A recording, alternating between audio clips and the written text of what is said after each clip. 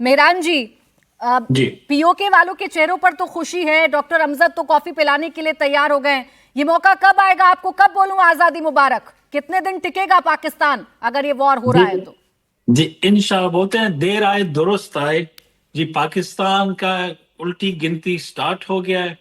पाकिस्तान उसको बोलना नहीं चाहिए ना। पाकिस्तान जब बना झूठ के बुनियाद पे, गेम ऑफ वर्ड्स पे, अभी कश्मीर का नाम आजाद कश्मीर रखा है जो मकबूजा कश्मीर है। जी हमको पता है कि पाकिस्तान का टाइम अप हो गया है। यूनाइटेड स्टेट्स ने अपना फुल ग्रीन लाइट दे दिया क्लियरेंस को कि India has the right to attack. International community India के साथ है फुली। और मेरे ख्याल में ये ऑपच्यून टाइम है इंडिया के लिए कि अपने पुराने जितने भी गलतियां थे 71 से लेके जितने भी गलतियां थे उनको करेक्ट करने के लिए हम बलोच आपके साथ हैं। हम चाहते हैं आप कश्मीर को ले लें। कश्मीर के बाद हम भी उम्मीदवार हैं अपने आजादी के लिए। आपने कहा कितने टाइम? इंशाल्लाह अन करीब हम भी आजाद होंगे। मैं आप लोगों को दावत दूंगा सज्जी का अपने बलूचिस्तान के पहाड़ों पे। आज तो बहुत इनविटेशन मिल रहे हैं सिवाज सर। हाँ हाजमूला ले लें आप लोग। हाँ बिल्कुल हाजमूला बिल्कुल बिल्कुल। जेब में रख ले। बोले सर, बोले। जी जी। अब मैं यही कहूंगा प्राची। हाँ देखो प्राची, मैं यही कहूंगा, देखो सिचुएशन आप देखें क्या है। आज पाकिस्तान की फौज की हालात बहुत खराब है। उसके पास 4 दिन से ज्यादा लड़ने का असला नहीं है। उन्होंने जो भी उनके पास आर्टी एम्यूनिशन था वो यूक्रेन को भेज दिया। आज उनके पास डीजल और पेट्रोल नहीं है। उनके टैंक 50 किलोमीटर से ज्यादा नहीं चल सकते।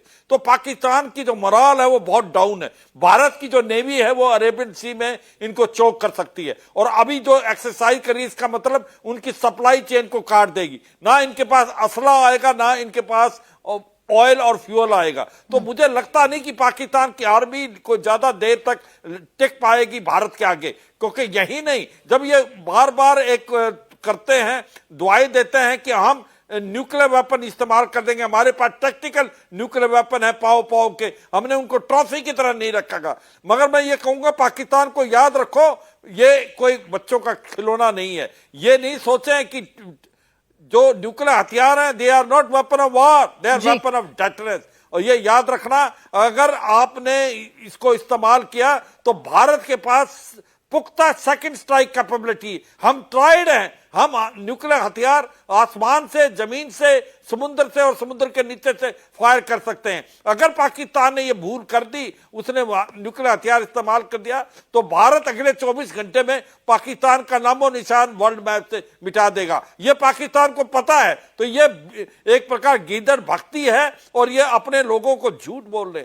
और यह सच्चाई है कि जिस प्रकार से ये कहावत है पाकिस्तान में, पाकिस्तान की आर्मी आज तक कोई इलेक्शन हारी नहीं और कोई जंग जीती नहीं। तो ये कहां लड़ेगी? और ये सच्चाई है कि ये नहीं कि अभी पीओजे के और गिलगित बाल्टिस्तान जैसे सिचुएशन पाकिस्तान में है, जिस प्रकार से ये अब चल रहा है मोबिलाइजेशन, जिस प्रकार से पाकिस्तान ने अपनी फोर्सेस जो है वेस्टर्न बॉर्डर से, बलूचिस्तान से और खैबर पख्तूनख्वा से मूव कर दिया भारत की तरफ। अब असली मौका है कि बलूचिस्तान लिबरेशन आर्मी बलूचिस्तान को भी आजाद कराए और खैबर पख्तूनख्वा में भी पश्तून जो है वो अफगानिस्तान के साथ मिले। मुझे लगता है ये इकट्ठा होगा। ठीक, 24 घंटे। ऐसा लगता है कि पाकिस्तान के अंदर सिविल वार जैसी सिचुएशन पैदा होती जा रही है। इधर से जब हमला होगा और लगता है पाकिस्तान के 4 टुकड़े होंगे, खैबर पख्तूनख्वा, बलूचिस्तान, सिंध और पंजाब, और पीओजे के और गिलगित बाल्टिस्तान जो भारत का हिस्सा है वो भारत में मिलेगा। और ये मुझे लगता है, जैसा आपने कहा कि 24 घंटे नहीं लगेंगे पाकिस्तान को नक्शे से हटाने के लिए। वर्ल्ड मैप में उसे ढूंढना पड़ेगा कि पाकिस्तान कहां चला गया। पाकिस्तान नाम का कोई देश हुआ भी करता था या नहीं हुआ करता था। प्रजाक्ता जी, 24 घंटे हम कह रहे हैं पाकिस्तान का नामो निशान मिटाने के लिए। सिर्फ पीओके की बात करूं तो पीओके के लिए हमारी जो तैयारी है वो कैसी नजर आ रही है? कितना इंतजार और पीओके वालों को करना होगा, यहां भारत को करना होगा? क्योंकि अभी तक हम सिर्फ सुनते आ रहे थे पीओके हमारा है, पीओके को हम लेकर रहेंगे, लेकिन अब लग रहा है कि असल में कोई कदम उठाए जा रहे हैं। प्राची जी, मैं ये कहना चाहूंगी, मैं सबको ले जाती हूँ बैक 1971 में। तब हमारे पास 93,000 सोल्जर थे जिन्होंने सरेंडर कर लिया था। आई थिंक उस समय हमारे पास बहुत ही डिप्लोमेटिकली हम हाई ग्राउंड पे थे जब हम पीओके वापस ले सकते थे। वो चीज तभी नहीं हुई, that is okay. But I think अभी जैसे मैं इन लोगों को यहाँ पे सुन रही हूँ, पाकिस्तान की पूरी जनता है, पीओके की पूरी जनता है वो चाहती है कि इंडिया का पार्ट हुए। मुझे नहीं लगता ज्यादा टाइम लगेगी। इंडिया हमारा, जो मैं कहती हूँ हमारा भारत है, एक नया भारत है 2025 का। हम डिफेंसिव नहीं खेलते, बट डेफिनेटली हम अभी डिटरमाइंड है।